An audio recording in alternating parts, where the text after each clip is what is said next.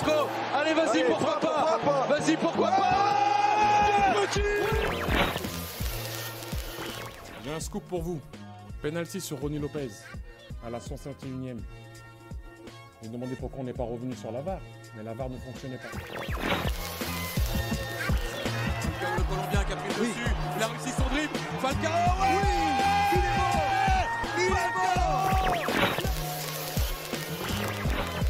Ce soir, je vais dire tout haut ce que tout le monde pense tout bas.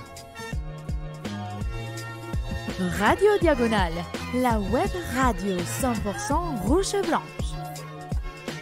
Salut à tous et bienvenue sur ce numéro 16 du Mur des légendes. Alors le numéro 16 c'est un numéro de gardien.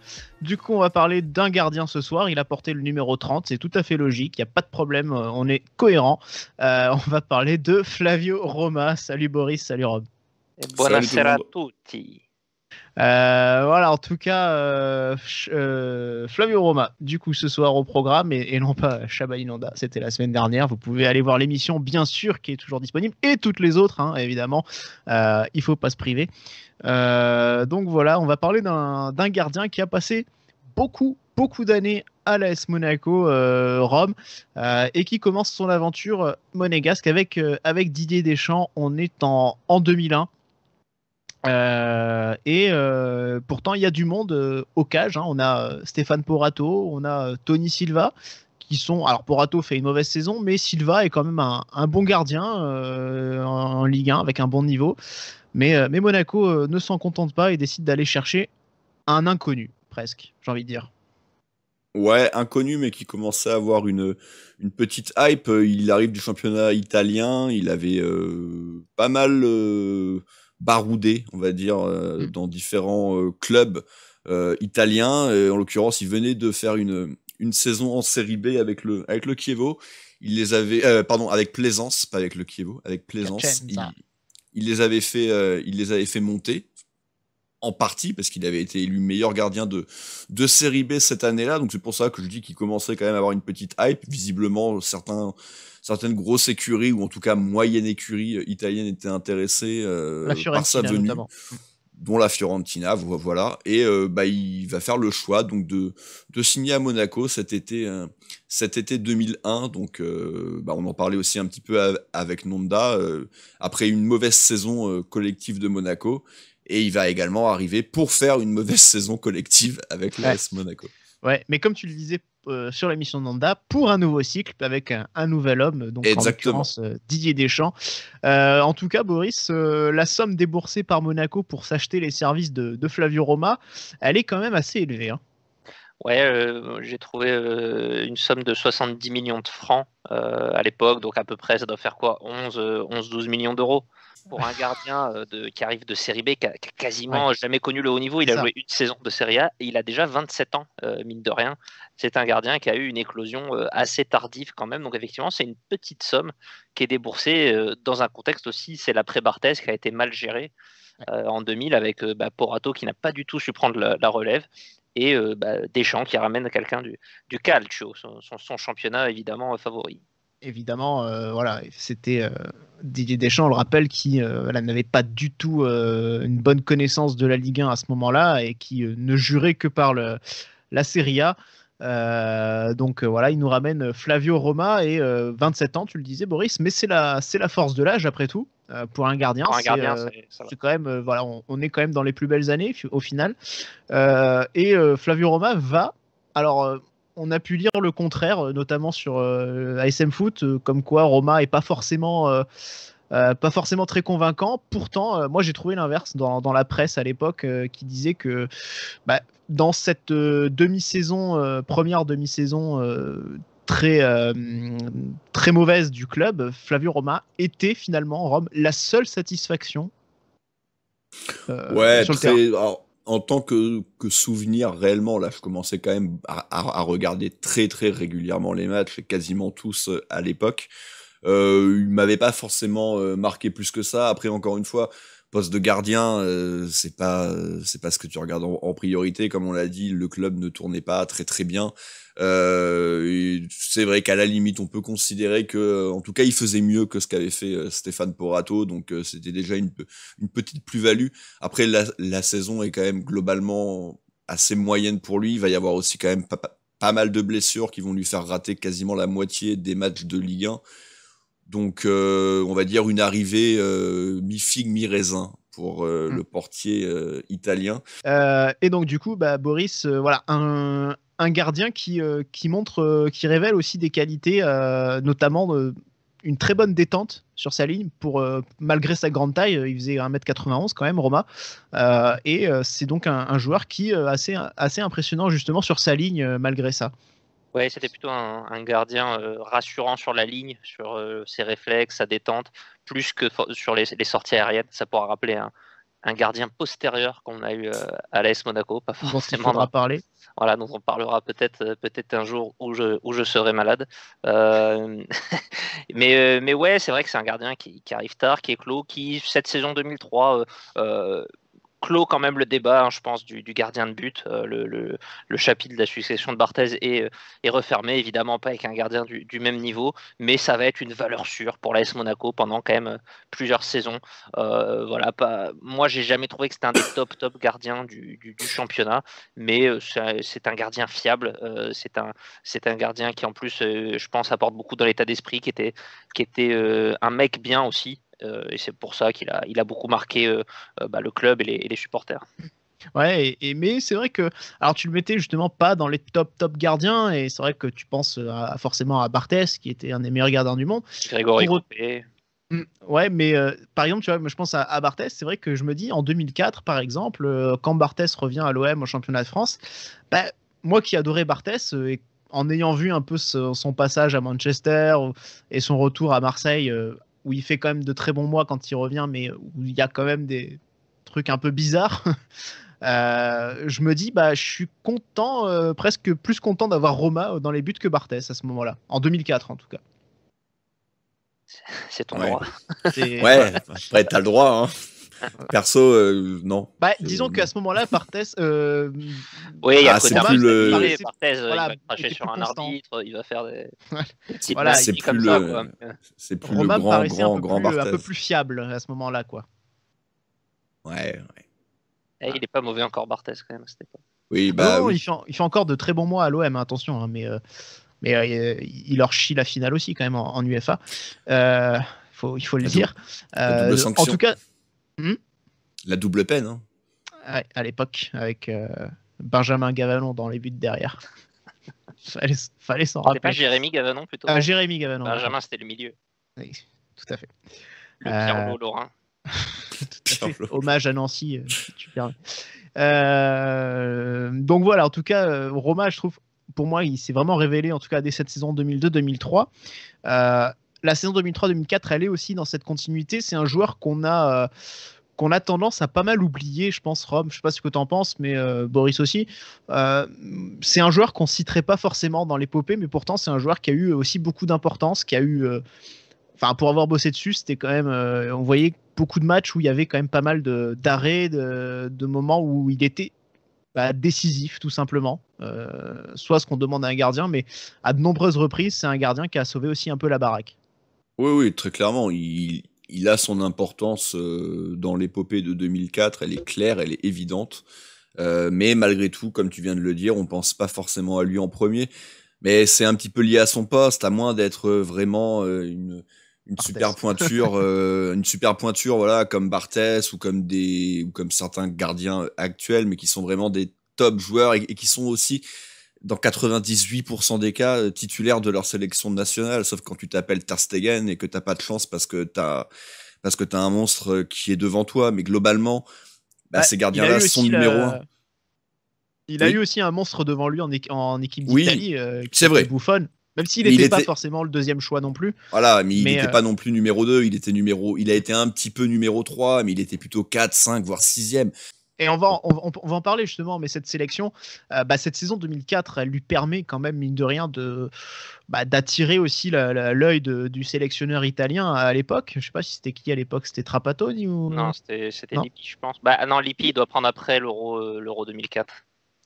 Ouais. Donc avant l'Euro 2004, il doit se faire avec Trapattoni. Ouais. Ouais, c'est ça. Et du coup, là, pour le coup, il s'approche vraiment de la sélection et il aura d'ailleurs 3 sélections au final avec la nationale. Mais voilà, c'est vrai que il aurait pu aussi être amené à disputer la Coupe du Monde 2006. Mais malheureusement, Boris, une saison 2004-2005, une saison 2005-2006, pardon, qui est complètement ratée à cause tout simplement de blessures récurrentes qui le tiennent éloigné, et c'est Varmuz à l'époque qui assure l'intérim. Du coup. Ouais, c'est vrai qu'il joue que 17 matchs cette saison-là, toutes compétitions confondues. Il est blessé dès le mois d'août, et puis du coup, il y a un intérim de Guillaume Varmuz, la légende de Bollaert, qui le remplace beaucoup cette saison-là. Et c'est une saison, c'est la vraie saison du déclin pour Monaco, cette saison 2005-2006. Monaco qui va finir 10e en championnat, qui passe pas le tour préliminaire en Ligue des Champions, qui va pas très loin en Europa League non plus. Le départ de Deschamps, c'est une vraie fin de cycle. Et du coup, c'est une période un peu sombre qui s'ouvre pour le club. Et puis ouais, Roma qui en plus rate la Coupe du Monde que l'Italie va gagner. Ouais. J'ai pas parlé de la saison 2004-2005, mais elle est aussi pour Monaco globalement très bonne. Enfin, pour Roma, oui. Pardon. Oui. Mais même collectivement, on en parlait sur Nonda que c'est mauvaise. Quoi. Bah, 2004-2005, elle est mauvaise. Elle est mauvaise. Elle est décevante dans le jeu. En fait, elle peut ressembler un peu à notre saison 2015-2016 où on fait un mauvais championnat, mais malgré tout, on termine 3e. Et bah, c'est un peu pareil en 2005. On sort quand même des poules de Ligue des Champions, il faut le rappeler. Alors, on se fait sortir en 8e, mais on sort quand même des poules. Hein. Je rappelle nos 2 dernières prestations en Ligue des Champions, c'était pas fameux. Donc, c'est pour ça quand on dit qu'elle était mauvaise. Je trouve que c'est quand même un petit peu. Tu fais podium et tu sors des poules de Ligue des Champions. Merde, hein, c'est pas ce que j'appelle une saison mauvaise. Ouais, elle était mauvaise sur le plan du jeu, c'est vrai. Voilà, tactiquement, c'était assez mauvais. Et comme on l'avait dit dans l'émission de Nanda, l'effectif était vraiment pas du tout équilibré.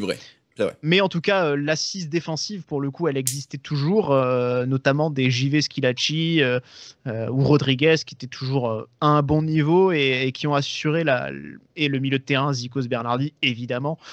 Et Evra. Aussi, encore une fois, bien sûr, Evra. Et encore une fois, un Flavio Roma qui était toujours très très bon.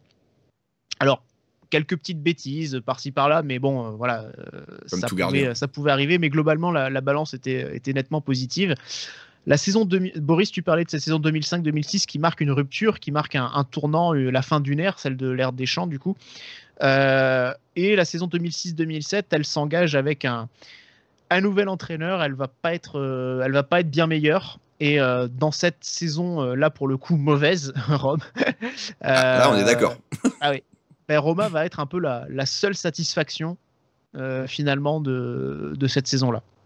Ouais, Boris le disait, 5-6, on fait 10, là on va faire 9, les 2 saisons d'après on va faire 12 et 11, alors la dernière il y est plus trop, donc on en parlera très très peu je pense, mais oui là pour le coup on est vraiment dans une période compliquée pour le club, avec 4 saisons qui se terminent en milieu de tableau, puis on y reviendra certainement jamais dans cette émission, parce qu'on fera jamais de joueurs de cette époque, mais qui se terminera peu de temps après par une descente, donc attends, voilà, peut-être Valère Germain.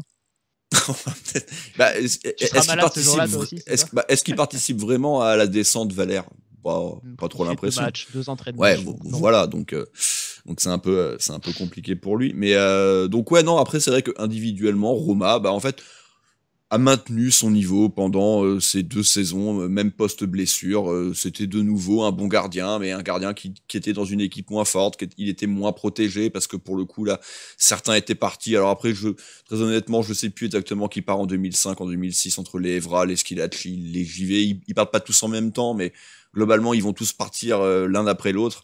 Et du coup, forcément, moins bien protégé. Collectivement, ça va être plus compliqué. Donc pour lui-même, ça entache un petit peu aussi son passage au club, parce que c'est quand même 4 saisons très moyennes.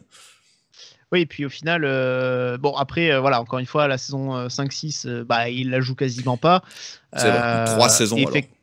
Ouais, et puis la dernière 2008-2009 où il joue que 4 matchs, c'est parce qu'il a cédé la place à Ruffier, dans lequel voilà, il va se cantonner d'un rôle de doublure. Donc c'est vrai qu'il y a vraiment 2 saisons plus où il est titulaire et où le club passe à côté. Mais c'est vrai que Boris, le déclin, on le voit aussi vraiment plus avec la dernière saison en tant que titulaire, c'est la saison 2007-2008. Et j'ai souvenir de ce fameux match face à Bordeaux, le fameux 6-0, où Roma, là pour le coup, se montre absolument catastrophique. Ouais, c'est vrai que c'est un gardien qui a toujours eu des petites absences par-ci par-là. Ça n'a jamais été l'assurance tout risque match après match, mais c'est des défauts qui vont un petit peu s'amplifier avec le temps. Qui vont se voir vraiment sur cette saison 7-8. Et puis tu le disais, il y a la Ruf qui pousse au cul un petit peu derrière. On a un petit jeune qui avait été prêté à Bayonne, qui arrive, qui commence à être prometteur, et c'est un peu le sens de l'histoire. Roma, mine de rien, il commence à être un petit peu âgé. Il va sur ses 34-35 ans à cette époque-là. Tout le monde voit le passage de témoin arriver.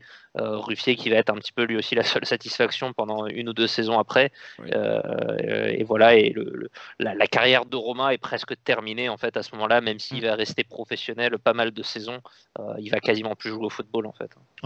Ouais, l'âge avançant, on est à un Roma qui est autour de 33 ans à peu près. Donc c'est vrai, on le rappelle, il est arrivé tard à 27 ans. Donc voilà, c'est vrai que c'est un joueur qui était vieillissant tout simplement. Alors, d'autres ont maintenu un plus haut niveau au même âge, hein, pas de problème. Et voilà, les meilleures années de Roma, elles étaient derrière lui tout simplement. Et voilà, cette saison 2008-2009, Roma la passe en tant que doublure de Stéphane Ruffier. Proprement, toujours voilà, respectueux, donc il avait compris où était sa place, donc voilà, on pourrait quand même le saluer, un peu comme un Subasic qui, quand il a compris que voilà, il était plus numéro 1, il a quand même tenu son rang.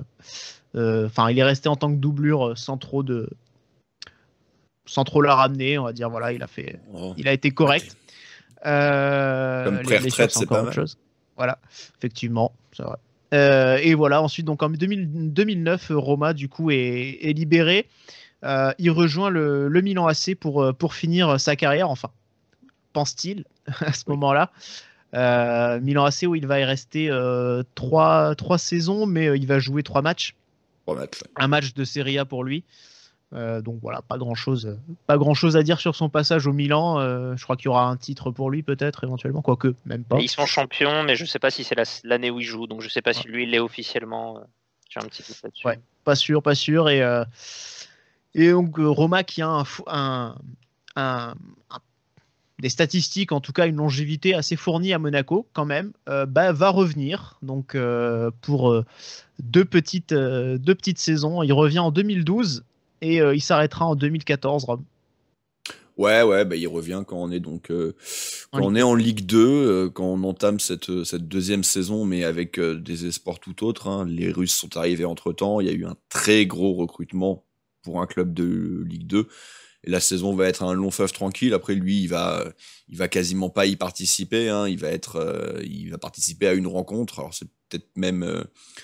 ça doit être, je sais même pas d'ailleurs à quel moment ils l'ont fait jouer. C'est la dernière, oui, voilà. En toute logique, c'est la dernière, mais c'était donc, on en a un peu parlé. C'était Souba qui était arrivé à ce moment-là, et idem pour la saison d'après en Ligue 1. Il est là, il est sur le banc, et il va également disputer la dernière rencontre. Il est même pas sur le banc, oui. Oui, là, c'est ça, quand il revient. C'est Romero qui a été pris. Ouais. Puis quand il revient, de toute façon, même en Ligue 2, il est jamais là comme deuxième gardien, mais comme troisième gardien, très clairement. Ouais. Donc voilà, un retour anecdotique, parce que collectivement, c'est des bonnes saisons, mais pour le coup, il n'y participe absolument pas. Donc, Oui, il était plus là, peut-être dans un rôle d'accompagnement, on va dire, qui lui a permis de préparer un peu une transition avec une reconversion, quoi. Oui, voilà, mais après Souba était déjà un gardien, c'était pas non plus un gardien de 20 ans, quoi, donc est-ce qu'il a eu réellement un énorme impact sur son accompagnement? Je sais pas, je pense que c'est plus sur un Mitrano, mais en tout cas, ça lui, voilà, il a terminé aussi un petit peu sa carrière. Il faut rappeler que, je crois que c'est je suis pas sûr, mais je sais pas si le reste de sa famille n'était pas resté aussi un peu à Monaco. Donc son gamin, peut-être qu'il est revenu aussi à Monaco pour des raisons familiales, certainement. Et voilà, encore une fois, le club derrière, une fois sa carrière terminée, ils lui ont rendu hommage lors de cette dernière rencontre de Ligue 1 disputée pour lui. Il joue la première mi-temps face à Bordeaux, c'est la 38e journée. Donc hommage rendu à Roma et à Ranieri aussi par la même occasion du coup. Mais voilà, ouais. Deux matchs joués donc pour sa deuxième période monégasque pour Roma, ce qui va pas changer grand chose en termes de statistiques. Bah non, en plus c'est con parce que ça lui permet même pas d'atteindre les 250. C'est vrai, malheureusement. Après, ils auraient pu le faire jouer 2 fois. Ouais. Malheureusement, et comme quoi 2 demi-saisons quasiment bousillées à cause des blessures, sans quoi il aurait peut-être pu aller à 300. Ah oui. Ouais, ou moins ça peut-être être au niveau de Subasic qui est à 290 à peu près.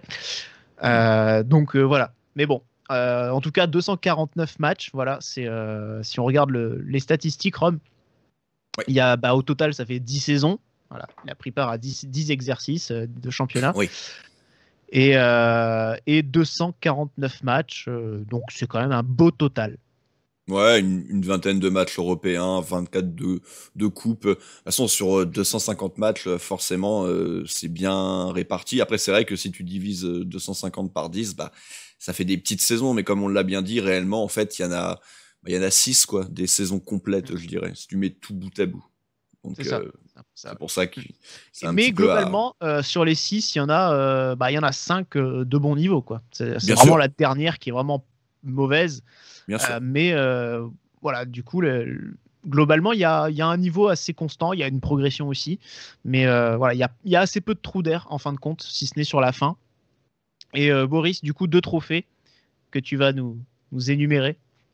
Ouais, le trophée mineur, c'est la Coupe de la Ligue. Et vraiment, le plus important, c'est quand même ce titre de champion de Ligue 2. Il doit participer à quelques minutes. Mine de rien, il n'y a pas beaucoup de légendes du club qui l'ont, ce trophée-là. C'est peut-être la seule. Ouais, parce que je pense que c'est la seule fois qu'on a été. Et je ne suis pas sûr qu'il y ait beaucoup. Bah si, tu me diras, il y a Subasic, il y a peut-être Hadji qu'un jour on soumettra à ce... Girard. Non. Déconner non plus. Mais on sera tous malades ce jour-là. Eh ben, je la ferai tout seul. Et je lui mettrai 5 étoiles partout. Voilà. Rome TV. Et ouais, du coup, 2 trophées. Pas de titre de champion, malheureusement. C'est quand même souvent un peu quelque chose de discriminant dans les gens qui sont choisis comme des légendes du club. Voilà, il a un peu tourné autour. Il y a 3, même 4 podiums si on rajoute celui de la remontée en 2014. Mais il n'y a jamais le Graal, quoi. Ouais, effectivement, et notamment, on l'a pas mentionné, mais la finale de Ligue des Champions, ça c'est peut-être le Graal par contre. Et ça, effectivement, il est passé à côté. Je pense que s'il gagne la Ligue des Champions, ça peut changer beaucoup de choses. En tout cas, bien sûr. Tu as dit, Boris, je reprends ton expression, pendant que Rome nous affiche le vote. Boris, tu as dit, il n'y a pas beaucoup de légendes du club qui ont gagné le championnat de Ligue 2, mais est-ce que Roma est une légende du club? Voilà, c'est ce qu'on voit avec ce vote. Eh bien, on n'a pas considéré que Roma était une légende du club. Un peu voilà. court. Un peu court. Comme sur pas champion. aérienne. Pas champion. Moi, c'est pas compliqué, vous le savez maintenant. Pas champion, pas de mur. Ouais. Ah oui. Ouais, vraiment, bon, ça c'est pas forcément mon critère, mais en tout cas, effectivement, je pense que s'il avait eu la Ligue des Champions, tu l'aurais mis. Oui, mais quand je dis pas champion, je peux pas dire pas d'Europe parce qu'ils sont tous dans le même cas. Et champion pour de le coup, Ligue 2. ça peut pas. Damien. Et de série B. Et il y participe même pas en plus. Il y participe même pas en plus. Ouais, donc, c'est pas faux. non, un peu comme Sedoussi et Badiachil, champion de France 2017. Mais oui, non, effectivement. Donc voilà, c'est vrai que pour nous, c'est un petit peu court. Enfin, il y a des arguments pour, effectivement, et c'est vrai qu'on peut les entendre, ces arguments, parce qu'il y a quand même, le niveau, on est tous à...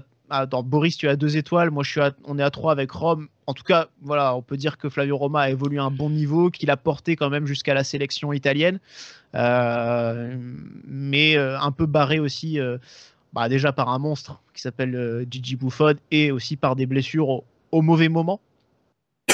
Mais voilà, il y a eu un bon niveau. Il y a une longévité, très clairement. Voilà, on l'a dit, 249 matchs pendant 10 saisons. C'est son vrai point fort, c'est ça. Hein. D'ailleurs, c'est là où, où on l'a bien noté, c'est sur ça. Ouais, ça, et puis il y a une sympathie, je pense, un peu globale. C'est quelqu'un d'assez apprécié, je pense, toujours aujourd'hui. Globalement, cette équipe de 2004, on le sait, elle est très appréciée. Il y a son parcours, mais elle dégageait globalement une sympathie. C'est des braves types en général qui étaient dans cette équipe. Puis lui, c'est vrai qu'il est resté longtemps. Il a eu ce brassard aussi pendant un petit moment. Ouais. Donc, ça reste un joueur quand même assez marquant. Oui, puis c'était, voilà, pour le coup, en plus, c'était vraiment quelqu'un d'assez sympa. Et donc, voilà, forcément assez apprécié, même si plutôt discret aussi. Voilà, c'était pas un Fabien Barthez pour le coup. Mais justement, alors, je pensais à une chose, Boris. L'après-carrière du coup de Biancheri avait fait basculer ton choix de le mettre dans le mur, sur le mur des légendes, parce que voilà, on est un peu sur un cas pas similaire, mais en tout cas un joueur qui présente une longévité plus ou moins mais y a pas le même palmarès, alors, sans le palmarès, mais peut-être aussi à niveau équivalent. Mais c'est vrai que aussi par rapport à cette longévité, finalement, la legacy s'était construite de telle sorte avec Biancheri par sa carrière son après-carrière, que justement tu l'avais mis dans le mur. Et là, j'ai envie de soulever un petit peu ce truc-là par rapport au fait que Roma, depuis 2014, j'ai pas trop souvenir, en tout cas, d'interruption de son passage au club, où il est resté dans les équipes jeunes. Donc, il s'est construit, mine de rien, aussi une carrière dans l'encadrement, quoi. Est-ce que peut-être ça fera pas basculer un petit peu plus tard? C'est un lointain. Si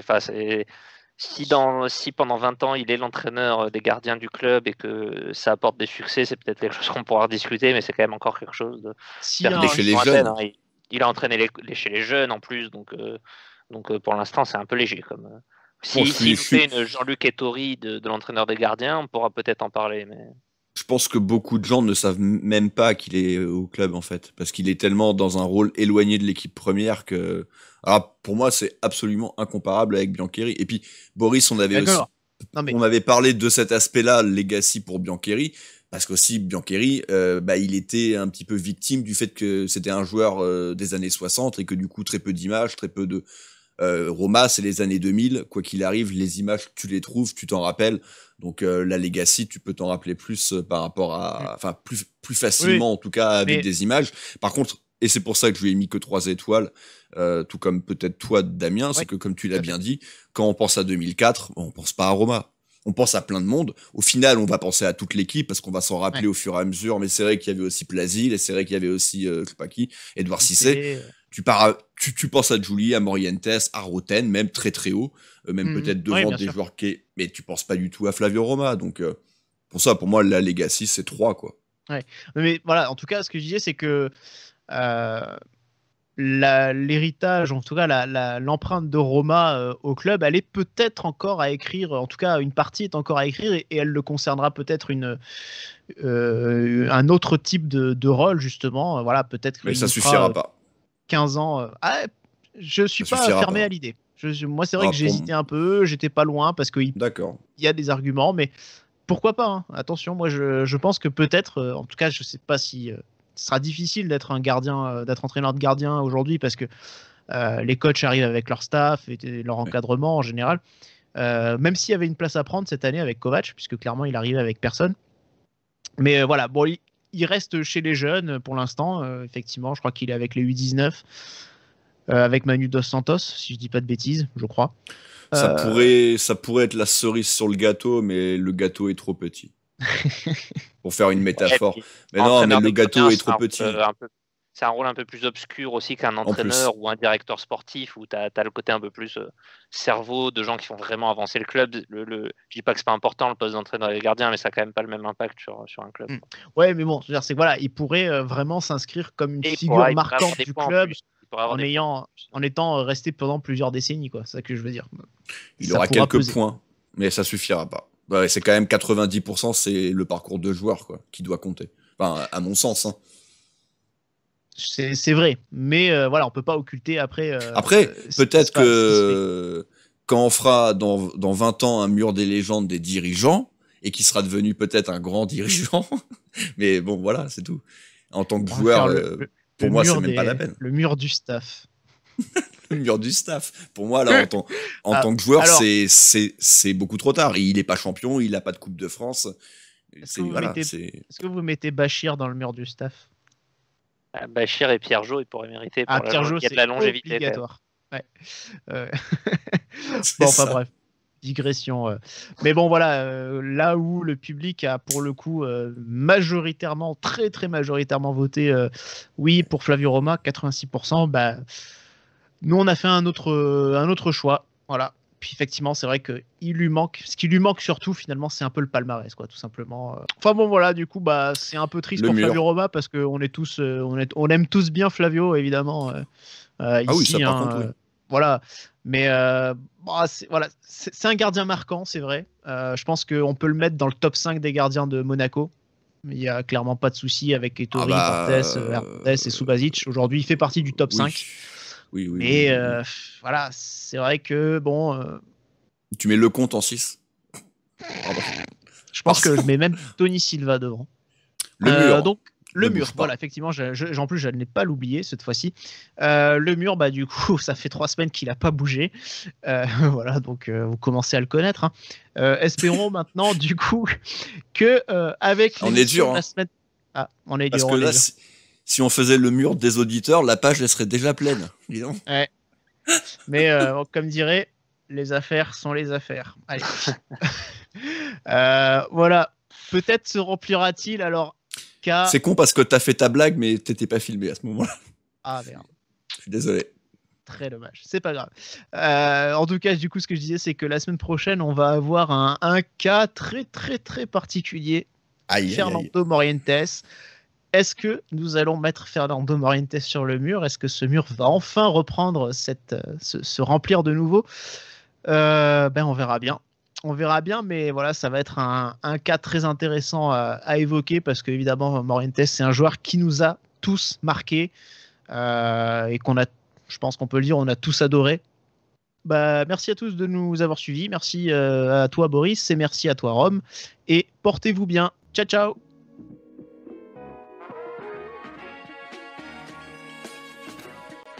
Et bisous.